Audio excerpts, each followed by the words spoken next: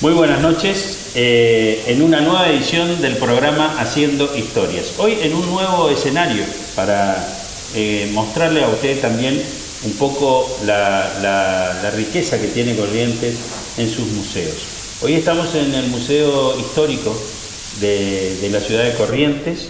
Era una propiedad de la señora María Mantilla, viuda de Pampín, y quien entregó al Estado en pago de impuestos, por impuestos adeudados allá en la zona de sus campos en Mercedes. Entonces entregó esta casa, que ustedes van a ver algunas fotos y algunas filmaciones, que está acá en pleno centro de Corrientes, en la calle Julio al 1000, entre San Juan y La Rioja, y que puede ser visitado tanto de mañana o de siesta o de tarde. Siempre hay personal, así que está bueno que también se dé una vuelta. Hay guías que le pueden explicar lo que tiene cada una de las salas. Hablando de las salas, estamos en la sala José Ignacio de Añasco, y el museo se llama Manuel Cabral de Melo y Alpoín. Su director es el licenciado Miguel Fernando González Ascoaga. Agradecemos especialmente a él la atención de habernos dejado grabar acá, y a todo el personal que nos atendió muy bien. Así que estamos hoy para hablar de un tema muy importante, un tema que a la gente seguramente le va a apasionar, pero primero voy a saludar a mis compañeros.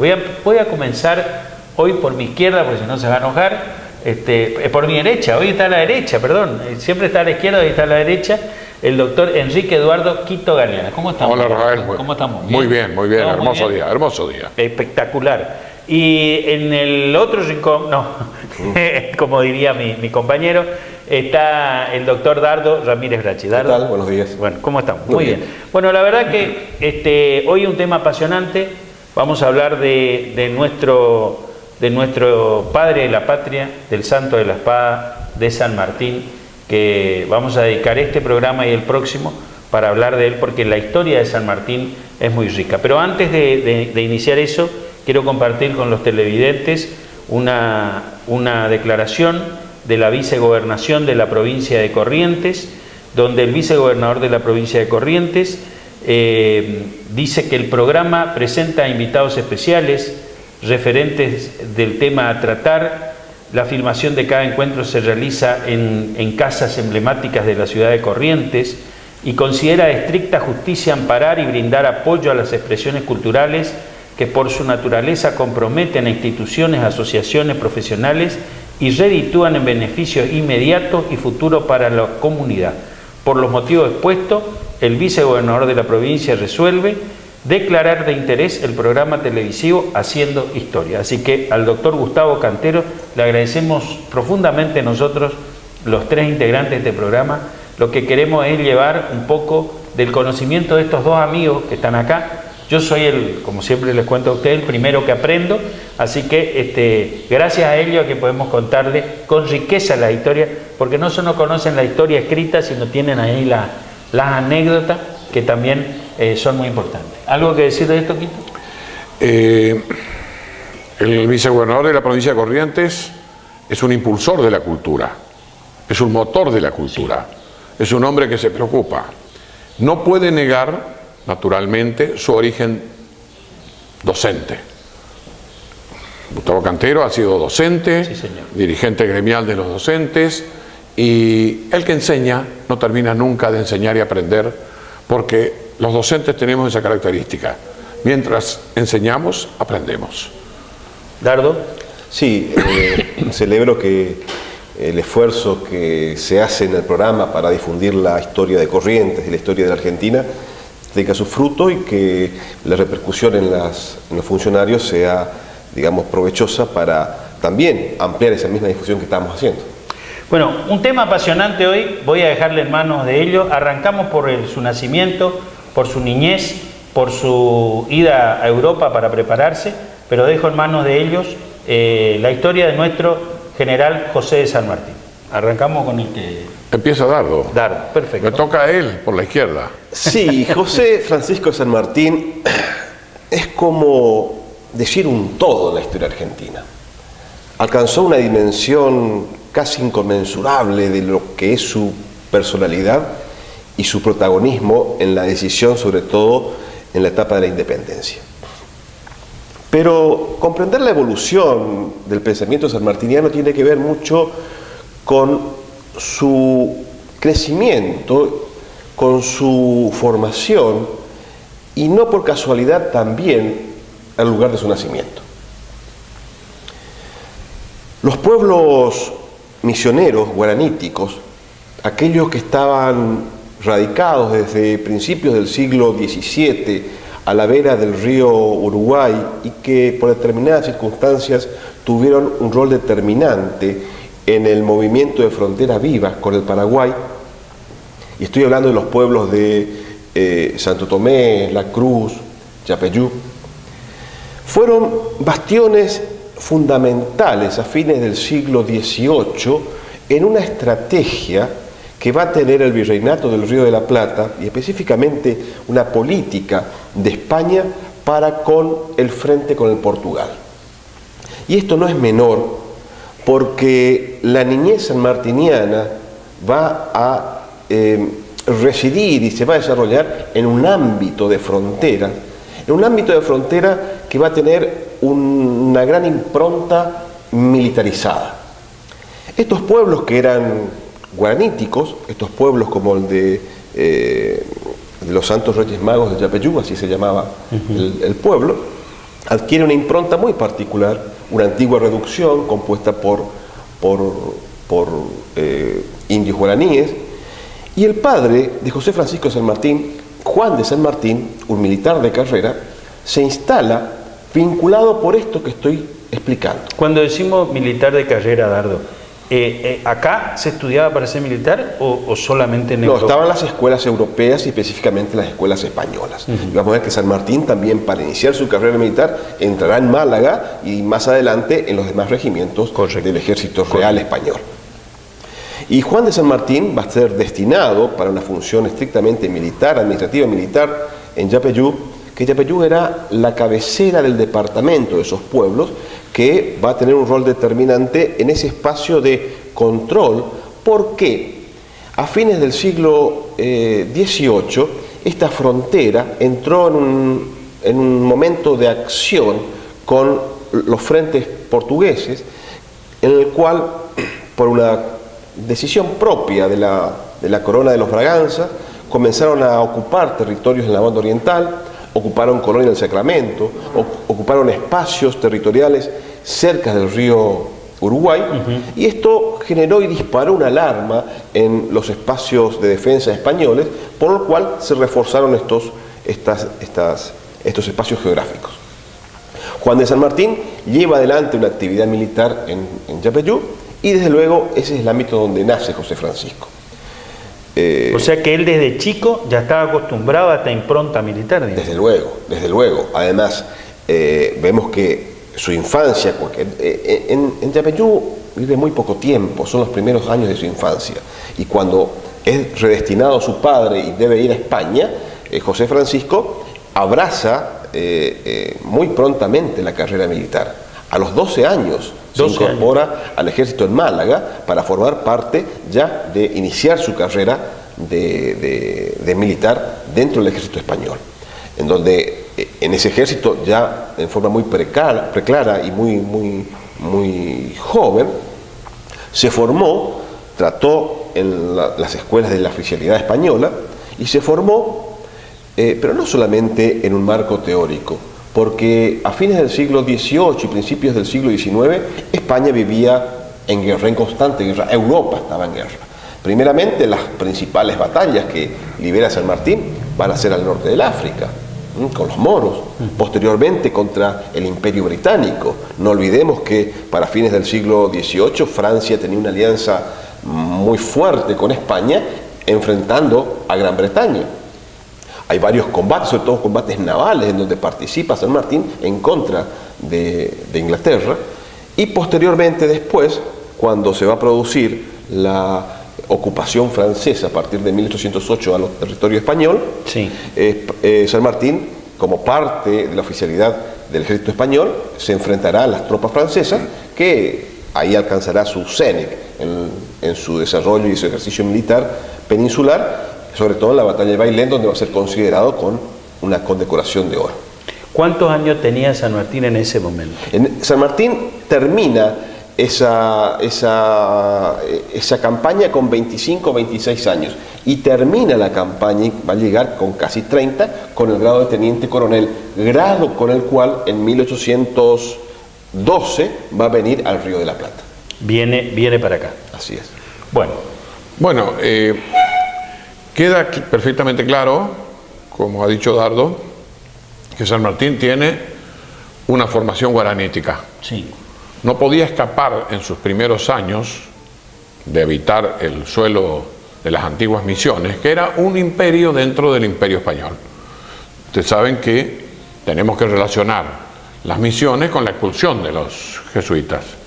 La expulsión de los jesuitas se produce en Europa de manera como un dominó.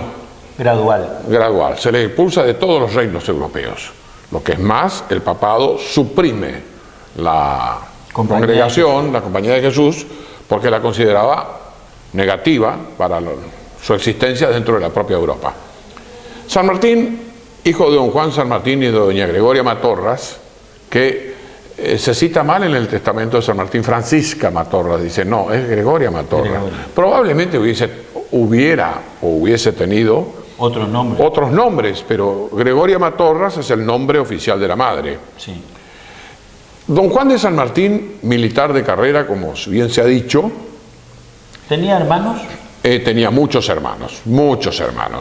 La que él recuerda en su testamento es Elena. Elena más la hija de Elena, que queda desprovista de todos los bienes, ya hablaremos de eso. Y San Martín lleva en su memoria, en sus retinas, el recuerdo de esta Corrientes, que es su tierra y cuna. Frontera. Claro, frontera conflictiva con Brasil, con el reino de Portugal. Pero él lleva en su retina la imagen del río Uruguay, el río de los pájaros. Lleva la imagen de esa tierra colorada agreste. Él lleva la imagen de la tierra de la provincia de Corrientes. Aclaremos que es correntino hasta la médula, porque todos los territorios que componían las misiones prestadas por el territorio correntino, porque además esas misiones estaban del otro lado de la vera del río Uruguay, que se trasladan por los ataques permanentes de los bandeirantes que venían a cazar indios para esclavizarlos, y que en un momento determinado, por ejemplo en la batalla en Bororé, los indios derrotan a las tropas lusitanas, organizados por sus propios misioneros. Esa frontera caliente, esa frontera en movimiento, le impregna a San Martín una memoria que la va a tener precisamente al momento de su muerte y de testar. San Martín dice, quiero que mi corazón resida en Buenos Aires. Nací en las Misiones, en Yapeyú, o sea que él cita perfectamente. Fíjense que no había detalle ni hay una fecha exacta del nacimiento de San Martín, porque no se conservan los documentos. Se toma en cuenta el nacimiento de San Martín o años de nacimiento de San Martín, 1778, si mal no recuerdo, partiendo de la base que él dice tengo la edad de 72 años, cuando fallece. Entonces, retrotrayendo, se saca que nació en 1700, en esa fecha. Juan de San Martín, terminado su mandato gubernativo en las misiones. ¿A quién organizaba Juan de San Martín? ¿Cuáles eran sus tropas que tenía, digamos? Las tropas que él tenía era la guardia que le acompañaba. Porque había comentarios que él entrenaba a 3.000 guaraníes en esa zona. Claro, él tenía sus oficiales españoles que eran los instructores y de paso instruía a los originarios de la tierra para defender el territorio, porque la frontera era caliente. Claro. Porque el problema que se planteaba en Europa era que las coronas españolas y portuguesas se fusionaban. Entonces quedaban en manos de los españoles y entonces todo era reino de España. Había que vivir en paz, todos teníamos libre circulación, etcétera, etcétera. Por allí se producía el quiebre, la ruptura, volvían las mismas tensiones entre los dos reinos. Entiendo. O sea, este ir y venir, este corsi y ricorsi entre estos reinos hace que San Martín se críe en una frontera caliente.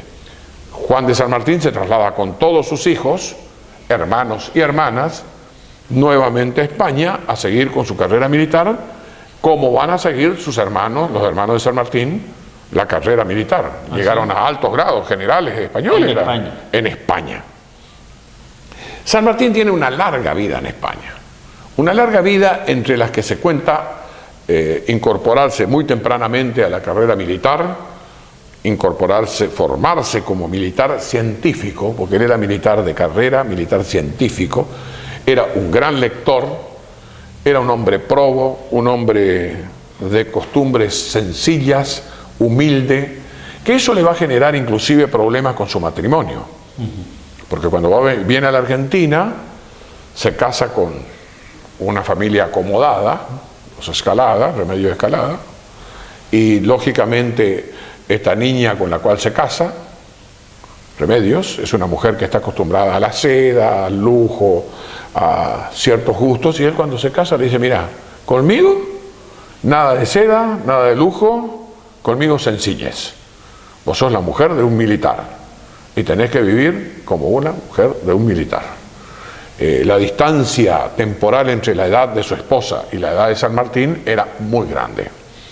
San Martín luchó, como bien dice Dardo, en los dominios ultramarinos españoles, en el norte de África. Es allí donde él pone en práctica los conocimientos militares, pone en riesgo su vida y lógicamente se la juega en diversas batallas contra los moros. De allí San Martín vuelve a la península ibérica, sigue su carrera. En 1802 le ocurre un hecho lamentable para él.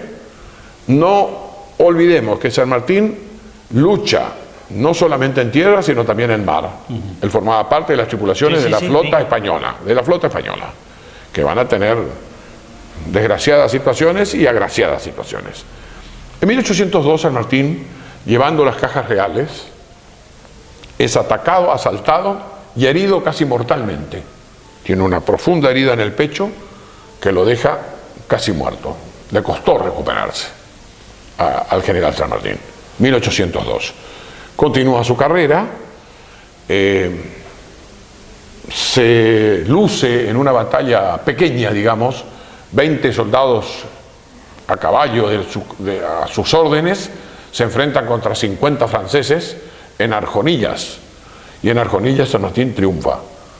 Entonces, el general en jefe de esa época, el marqués de Solana, que era el jefe del ejército, del cual dependían el general Javier Castaños y otros tantos generales, sí, lo nombra su ayudante. En 1808, estando en Cádiz, rodeado de las tropas francesas, él es el jefe de la guardia del palacio del general Solanas. Pero ¿qué ocurre? Lamentablemente la turba que se levanta en Cádiz por un movimiento revolucionario producido en el propio Cádiz, rodeado de las tropas francesas del general Víctor, la turba entra y lo asesinan a Solanas. San Martín también recibe heridas y él era el jefe de la guardia. O sea que ahí se produce un pequeño choque, diríamos psicológico, con San Martín. Él está en Cádiz. Ahí pasa a formar parte del ejército del general Javier Castaños. Se produce la batalla de Bailén, en que él se desempeña brillantemente. Tanto es así que son varios los jefes militares, que quede aclarado que el que quiere abundar en estos temas puede consultar Mitre, Pacífico Otero, Pisirelli y otros tantos autores, Raúl Labugle, que hablan de la destreza de San Martín, la entereza de San Martín. Era un hombre digno, un hombre honorable.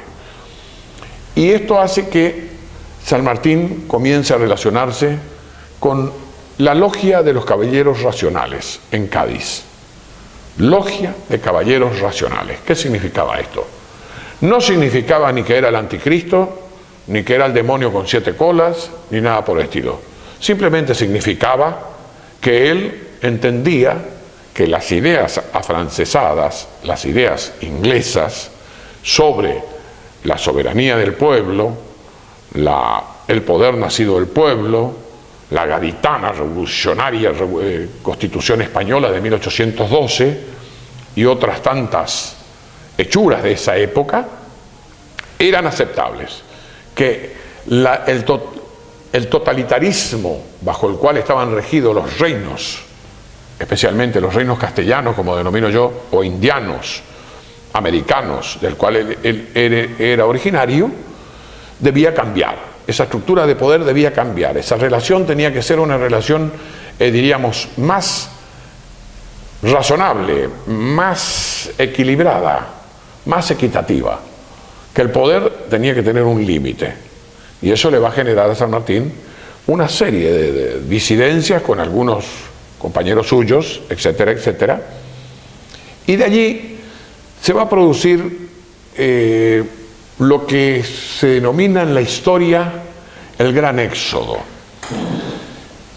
Estaba en esa época, vinculado a San Martín, sí, Carlos María de Alvear. Veamos quién es Carlos María de Alvear. Carlos María de Alvear es el único de todo el grupo de militares que se encontraban en esa zona, que después lo vamos a encontrar en América, que tenía plata. Tenía una fortuna en España, Carlos María de Alvear. Esa fortuna que tenía Carlos María de Alvear la utiliza con el fin de lograr que los militares hispanoamericanos y que estaban en el ejército español peleando contra los franceses, sí, vuelvan a Hispanoamérica. Tanto es así que le deja escapar a un edecán del general Victors, el francés que rodeaba a Cádiz, con el fin que lleve cartas y le diga que libere a los prisioneros hispanoamericanos con el objeto que vayan a América a luchar por la independencia de América.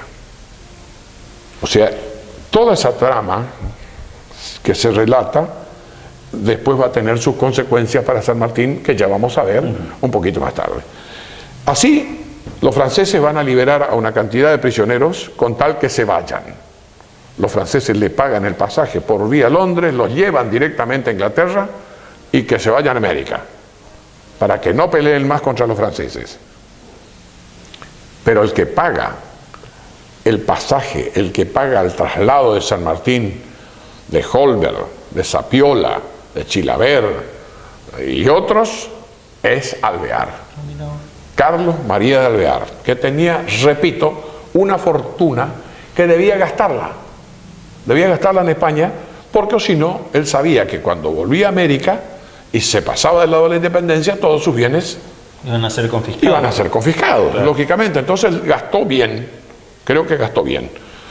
Eso también destruye la vieja impostura o mentira de la trágica afirmación histórica de algunos aventureros que a San Martín los franceses le pagaron el viaje para que viniera a estas tierras. No fue así.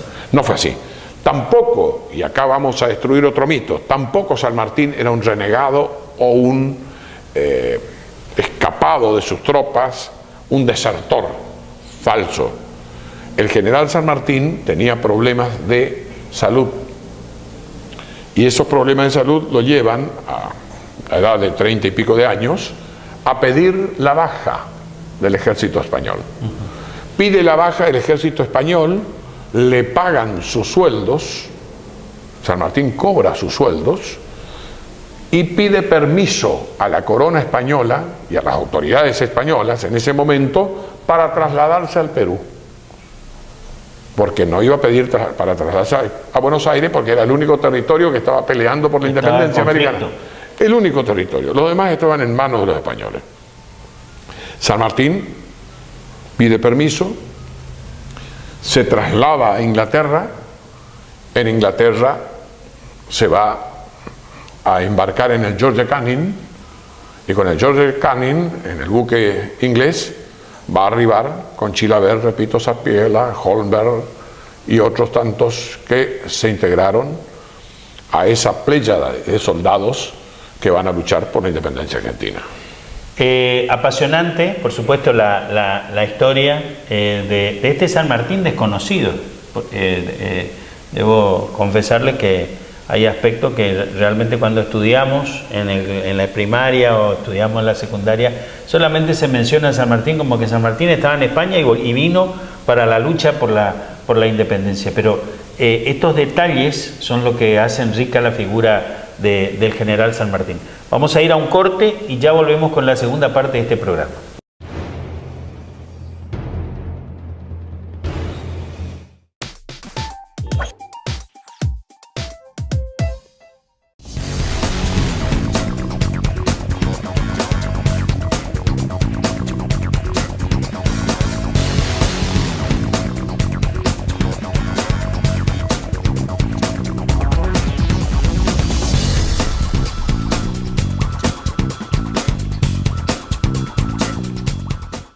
El Litoral, la información más calificada, sorteos, promociones y muchos más beneficios. Deportes, sociales, policiales, política, con más suplementos. Ellitoral.com.ar, la mejor cobertura online.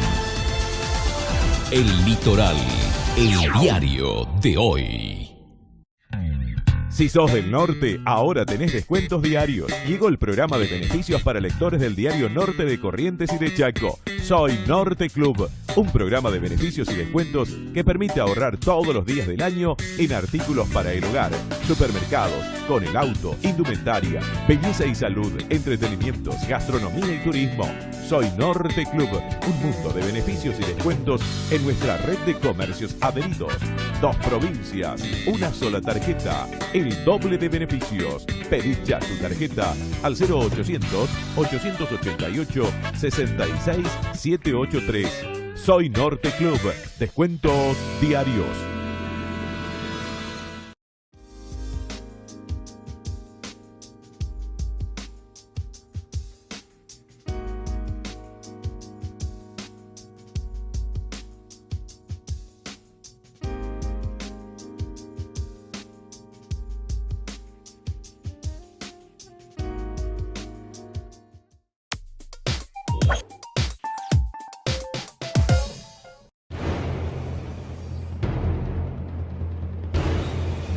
Seguimos.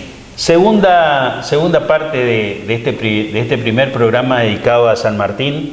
En el primer bloque hablamos un poco de su infancia y de lo que fue su vida en España. Vamos a continuar enriqueciendo detalles esto, muchos datos desconocidos para el común de nosotros. ¿Por qué? Porque nos limitamos solamente al estudio de lo que era el manual de historia del colegio primario, del colegio secundario. Acá hay obras completas de escritores que han dedicado su vida a la investigación de lo que fue la vida del general San Martín en su formación militar, que después vino a demostrar, porque uno dice, cómo era un hombre estratega, cómo era un hombre preclaro a la hora de los combates, cómo diseñaba él, por ejemplo, el paso de los Andes para despistar de alguna manera al enemigo. O sea, había una formación previa. Así que seguimos hablando quedamos en el otro bloque, que él viene en un barco acompañado de algunos compañeros y desembarca en Buenos Aires. Pero antes, si quedó algo de Europa, lo agregamos ya, digamos. Bueno, lo de Europa es muy simple. San Martín se enferma, él tenía asma o alguna otra enfermedad rara, que en esa época se le decía enfermedad, claro, porque no se sabía que tenía. Entonces él tenía que hacer baños termales, tenía que tratarse en lugares como por ejemplo la zona de Castilla, para su clima, y zona de Castilla que lógicamente incluye a la capital del antiguo reino español, que es Toledo. Sí. Y como tú sabrás, Rafael, y esto te dije que te iba a decir, sí, en Toledo está el castillo de la princesa Galiana. Ahí está, ahí viene, atención a los televidentes, viene el árbol genealógico, sí, del doctor Galiana. Enseguida vamos a poner el escudo de la familia Galiana. No hablé hasta que fui a Toledo y en sus calles, la calle Princesa Galiana, negocios Princesa Galiana, hotel Princesa Galiana, los restos de Princesa Galiana, que según la historiografía y según la leyenda era la esposa de Carlomagno. Que quede claro que yo no creo en ningún árbol genealógico, simplemente relato esto como un hecho histórico y como que un San Martín anduvo por esos lares. Está bien. Porque San Martín recorría eso. Enfermo San Martín... Pero lo dijo, ¿eh? Él no Sí. cree, pero Sí. lo dijo. Lo digo- O sea que no sabemos si soy descendiente de Carlomagno. No sé, porque no me dejó ninguna espada, ni ningún casco, nada. Pues bien, volviendo al tema San Martín, que es el héroe de los héroes en Latinoamérica, ya que él es el que comienza la lucha de la independencia americana, porque Bolívar estaba refugiado en Jamaica, había sido derrotado, como lo fue O'Higgins, y enfermo con dinero, porque él viene de España con dinero, él no era el hombre pobre y olvidado, el seco. ¿Qué dinero, No, señor. ¿Qué dinero se manejaba, doctor? ¿Cómo era el dinero? Él ¿Oro? era moneda de oro, moneda fuerte, la moneda de plata y de oro, y a los monederos y falsarios, dice la partida de Alfonso el Sabio y toda la legislación española, se le mataba directamente. Al que falsificaba moneda o disminuía el valor de la moneda, ¿sabe cómo disminuía el valor de la moneda? No, Le limaban al oro. Por eso las monedas luego tienen sus rayitas, para saber que esa moneda no fue No fue limada. limada. O sea, moneda buena y moneda mala. La moneda mala era la que le limaban. Para sacarle Exacto. pedacitos. Claro, de- le sacaban pedacitos de oro. Limas 10 monedas y tenés unos gramos de oro que son susceptibles. Bueno, San Martín viene en la George Canning, con Sapiola, Holmer, Chilavert y otros, vienen a luchar por la independencia. ¿Respondían a intereses franceses? Ya veremos que no. ¿Respondían a intereses ingleses? Ya veremos que no. Cierto es que hubieron ciertos apoyos, como veremos ya entrado su estadía en América. Es conveniente, me parece, referenciar que este traspaso de San Martín peninsular a la América, al nuevo continente, requiere una explicación política y unas causas profundas de por qué ocurre todo ello. No es que circunstancialmente aquella oficialidad española dejó de ser tal para venir a América, o decide retirarse de aquel ejército para incorporarse a otro, o cambia de objetivos políticos. No. Realmente estas decisiones políticas de estos hombres van paralelamente a los sucesos que ocurren en Europa. Y la realidad política, comercial, económica y financiera de Europa, que inmediatamente va a repercutir en el nuevo continente, van a generar una serie de crisis y de puntos de referencias que van a generar y van a construir una atmósfera ideal para que se produzca esta alineación planetaria, por decirlo de alguna manera, por el cual estallará en el nuevo continente el proceso revolucionario. Porque esta llama sanmartiniana y de los oficiales que querían venir y de los hombres que se prendieron a esta nueva aventura transformadora de un nuevo Estado, se da por otras causas. No se da simplemente por la decisión de algunos, sino se da por una crisis política europea, una crisis de la monarquía europea, por una idea muy particular que va a fomentar el imperio napoleónico con la ocupación en España en 1808. No se puede entender la decisión sanmartiniana sin conocer la invasión napoleónica a España, porque ahí va a haber un cambio radical del antiguo aliado francés al enemigo francés.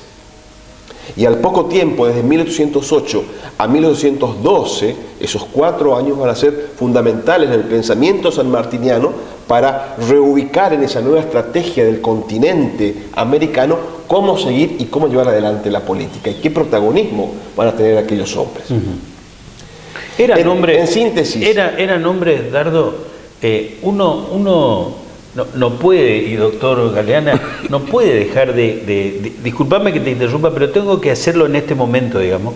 Eran hombres que tenían una visión de la cosa común, del todo de la comunidad, de la revolución, de la libertad de pensamiento, de acción, pero estamos hablando, ¿qué tiempo? Y hoy nos cuesta tanto en nuestra sociedad encontrar, no te digo un San Martín, pero un décimo de San Martín, porque en su testamento nos debería haber quedado como herencia esa impronta de esos hombres que eran unos hombres...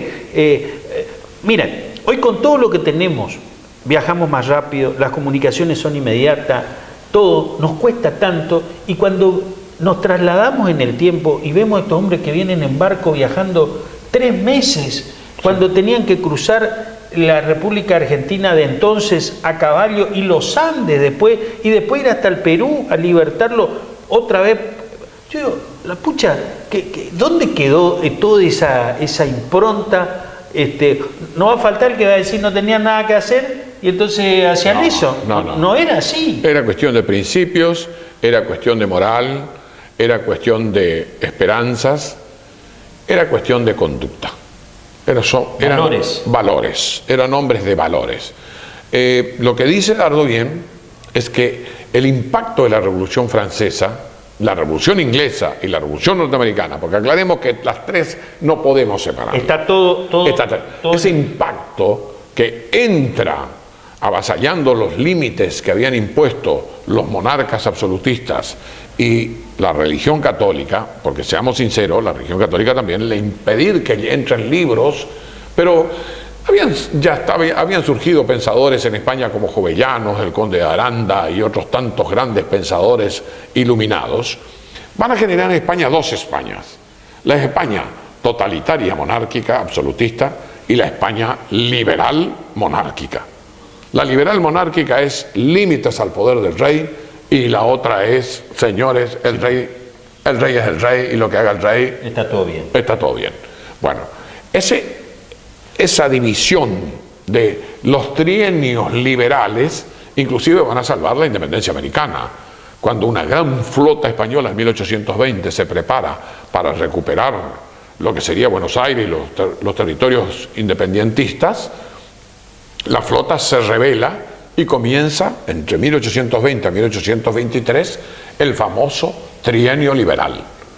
El levantamiento de Riega, el almirante Riega dice: no, acá mis soldados no van a subir en estos buques todos podridos, señores, vayan ustedes. Y se restablece la Constitución gaditana de 1812, límites al rey. El rey reprime con la ayuda francesa de nuevo los 1000 luises y vuelve el totalitarismo, y así sucesivamente.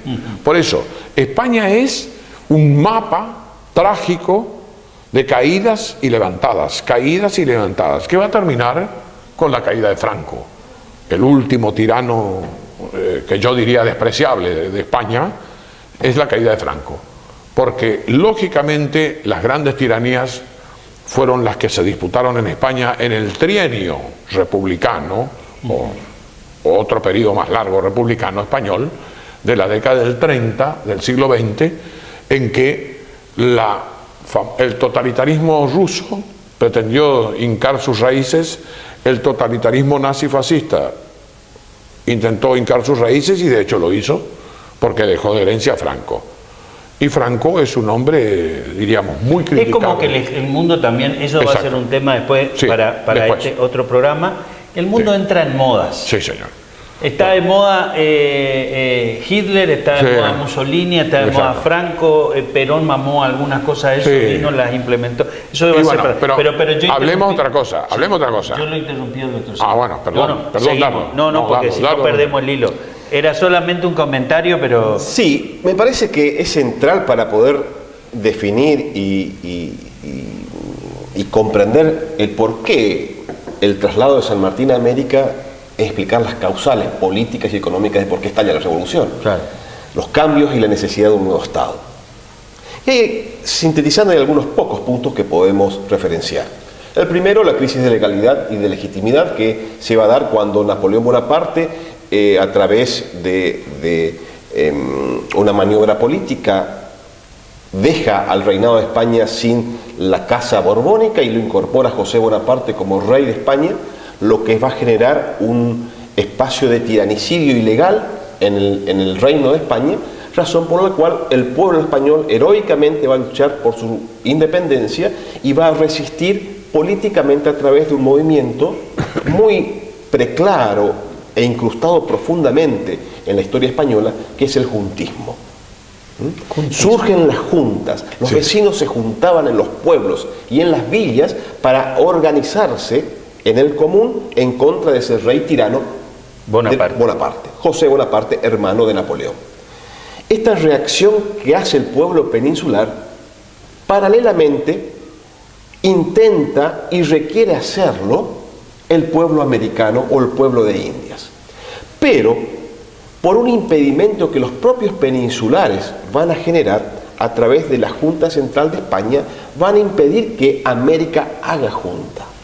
Dicho de otra manera, cuando estas juntas peninsulares se reúnen en una sola que se denomina Junta Central de España y denominan un Consejo de Regencia, llevan adelante un gobierno paralelo a la monarquía ilegal de Bonaparte. Esta agrupación legítima del pueblo español impide que el pueblo americano se organice en junta y ordena que estos pueblos americanos envíen diputados para que se incorporen a esta Junta Central Española. Claro.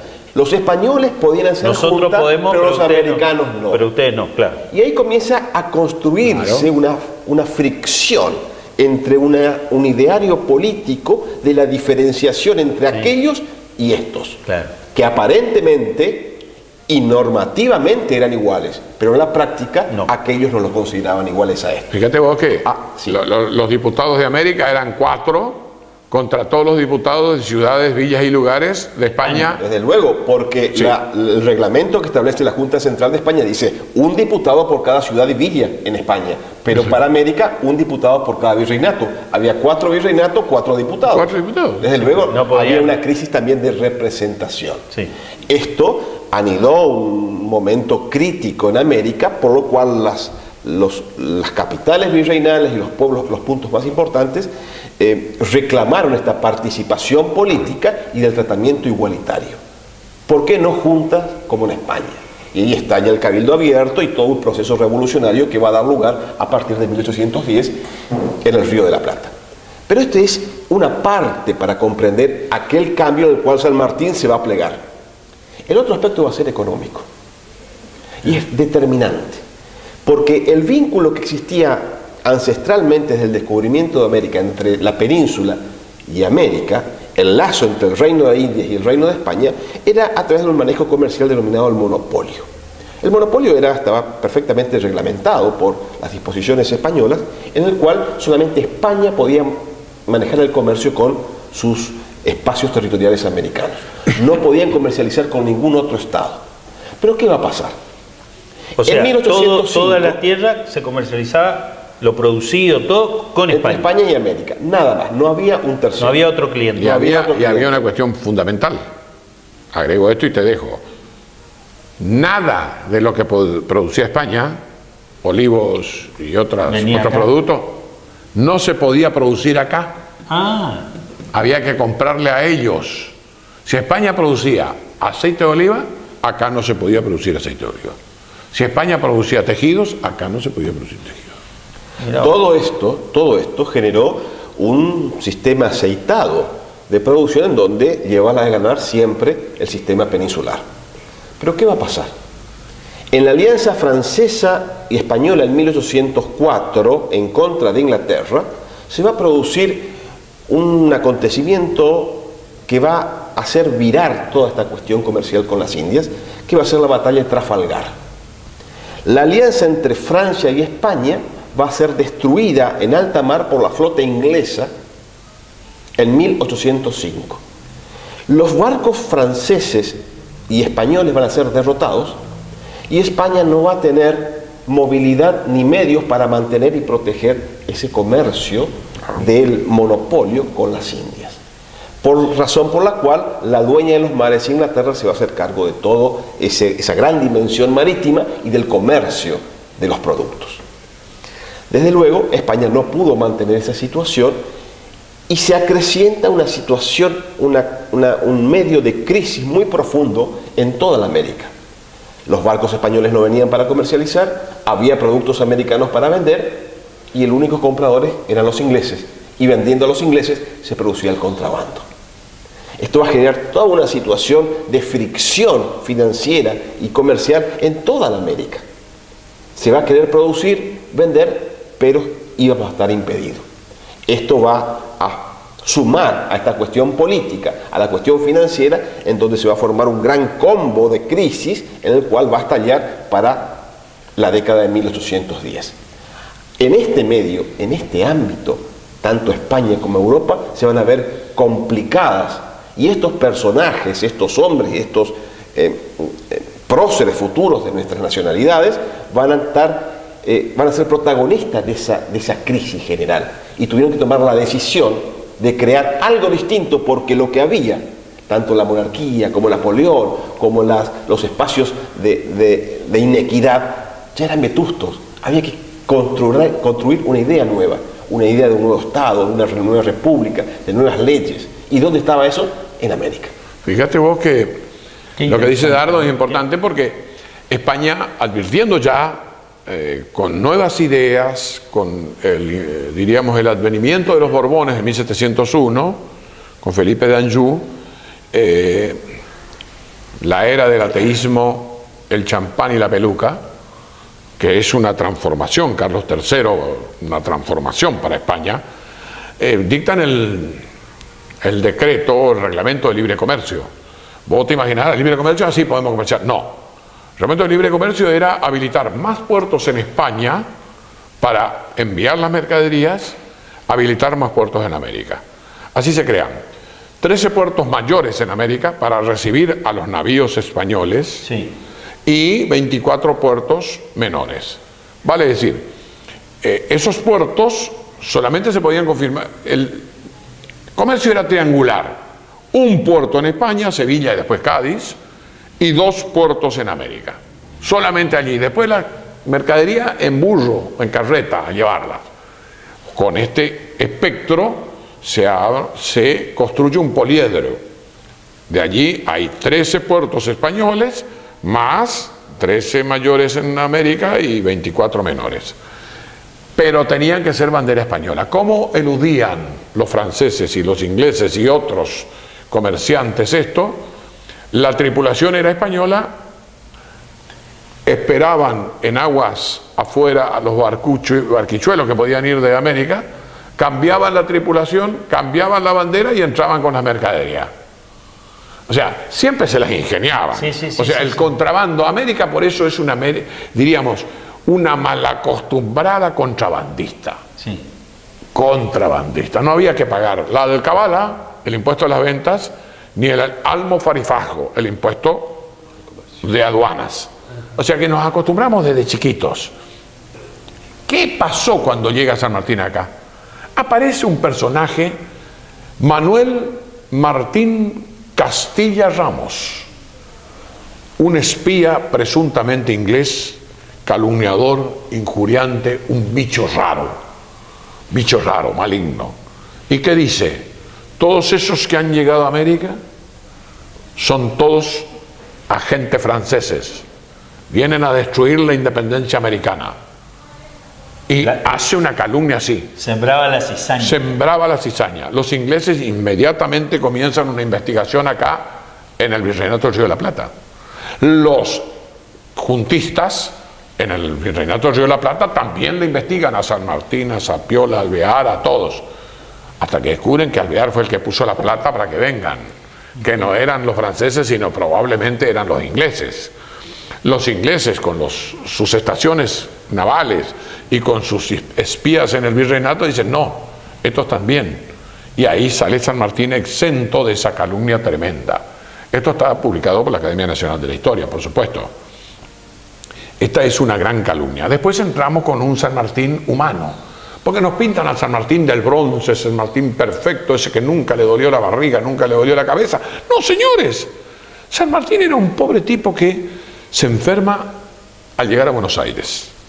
Se enferma al ir al Ejército del Norte, tenía vómitos de sangre permanente, tenía que estar en cama permanentemente, tiene que ir a Córdoba a mejorar su salud.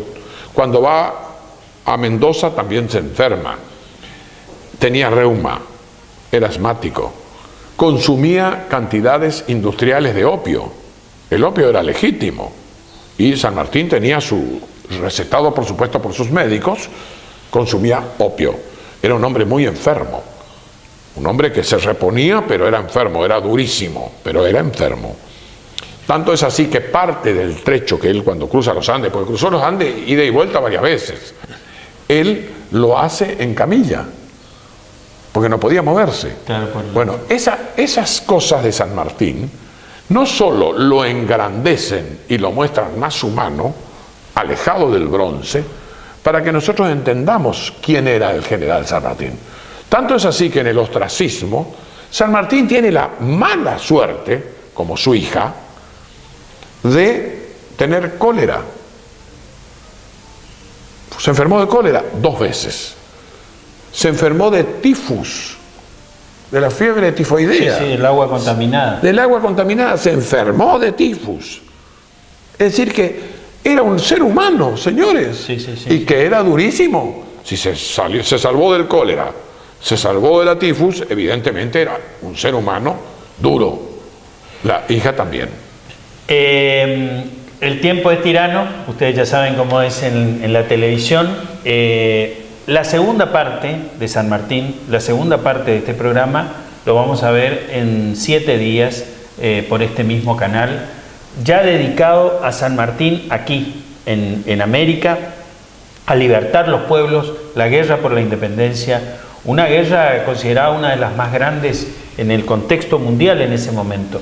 Así que bueno, agradecerles, Dardo, como siempre. Gracias, muy amable. Gracias por acompañarnos. En 7 días nos vemos. Gracias, Quito. Muy amable. Y agradecemos nuevamente a la gente del Museo Histórico Provincial por la atención que nos han brindado para grabar el programa hoy acá. Nos vemos en una semana.